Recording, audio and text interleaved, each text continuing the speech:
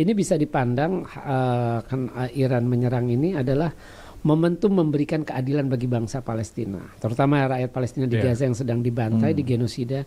Kan dari awal Oktober 7 Oktober 2023 sampai sekarang kan Israel sama sekali nggak kena sanksi, baik sanksi politik, ekonomi, apalagi militer. Nah, Iran ini mengambil peran dari Dewan Keamanan yang impoten, terus Liga Arab sama OKI yang juga tidak berdaya menghadapi Israel dan Amerika. Nah, ya, apa yang dilakukan Iran ini sekaligus ya sedikit banyak memberikan keadilan. Kita lihat rakyat Palestina mau di tepi barat mau di Gaza sangat girang ngelihat Tel Aviv hancur, Haifa hancur, sama seperti Gaza hancur kan itu. Seperti kayak kalau di video-video itu seperti ya mohon maaf gitu seperti merayakan tahun baru gitu, Bang. Karena rudalnya terbang ke Israel.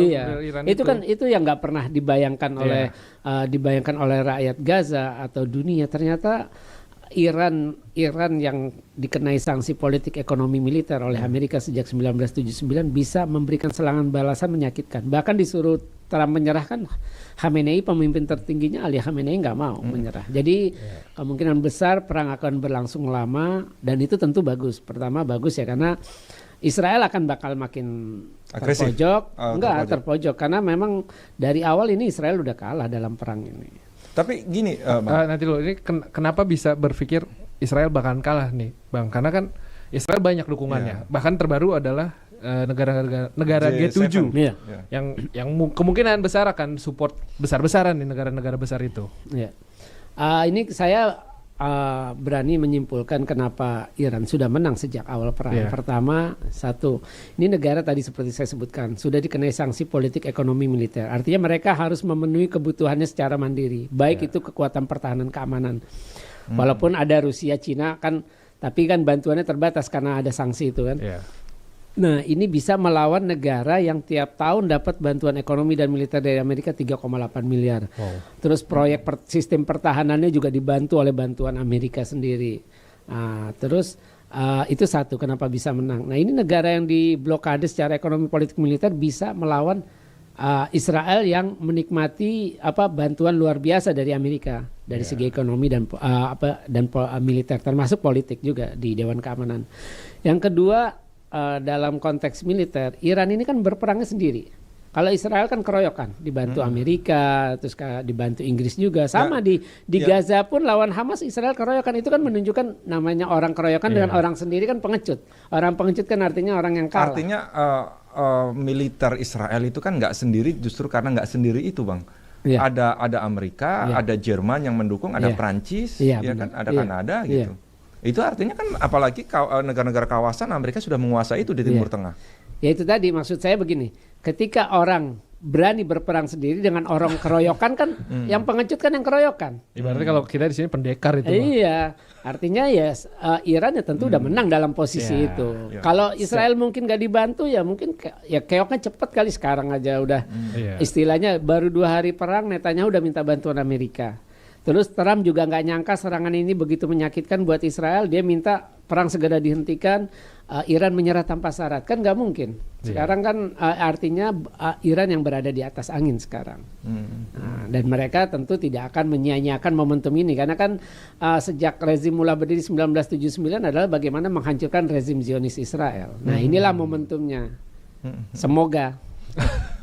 Agresi yang sudah dilakukan sama Iran ini kan sendiri gitu, walaupun kabarnya juga ada dukungan dari Rusia dan China gitu kan. Itu apa yang sudah dilakukan itu sudah cukup memukul. Apa baru berapa persen misalkan? Kalau kita lihat korban ya, karena Iran kan kehilangan panglima angkatan bersenjata, kehilangan komandan garda revolusi, itu belum, karena kan yang baru kena itu kan Tel Aviv. Tel Aviv itu kan julukannya Smart City kan. Terus Haifa, kota pelabuhan. Terus gudang logistiknya intelijen, unit 8.200 intelijen militer Israel. Terus kabarnya juga Mossad. Terus pangkalan Nevatim, Hatzarim, sama Talnov, 3 pangkalan udara itu juga udah kena. Cuma kan Israel melakukan sensor. Nah itu sebenarnya kalau lihat dari perbandingan itu sebenarnya belum cukup.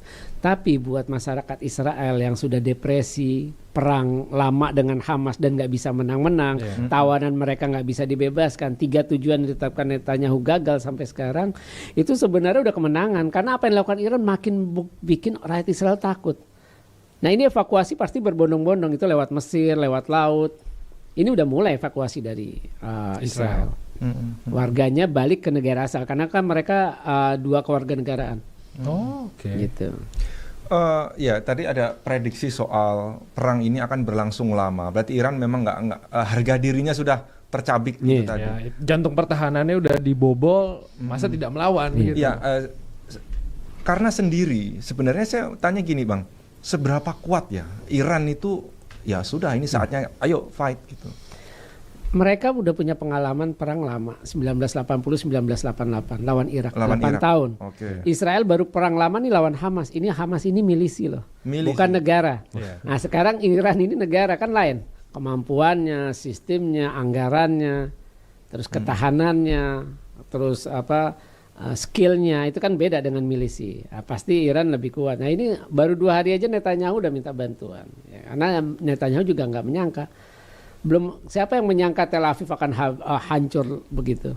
Yang menyangka Haifa juga akan gitu. Karena serangan yang dilakukan Hizbullah, Hamas kan beda roketnya dengan peluru kendali Iran sebagai sebuah negara. Nah, itu.